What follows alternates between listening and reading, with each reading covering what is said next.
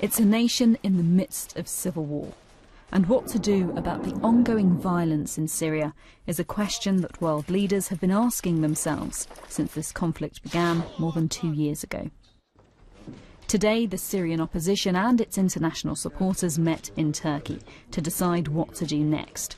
From the United States came a promise, $123 million in non-lethal aid for the Syrian rebels, a doubling of its contribution.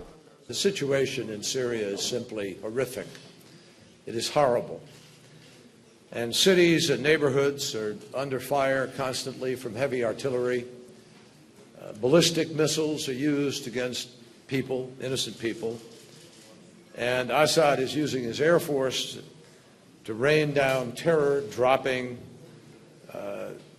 various kinds of bombs, some very questionable. Outside the Friends of Syria talks, though, a demonstration by around 40 protesters from a Turkish youth group opposed to foreign intervention in Syria. The pledge offered by the Americans here went beyond the current provision of food and medical supplies. It's thought it could include armoured vehicles. But the US stopped short of giving the Syrian opposition the military assistance that they had come in search of, for fear of arms ending up with al-Qaeda-inspired rebel groups.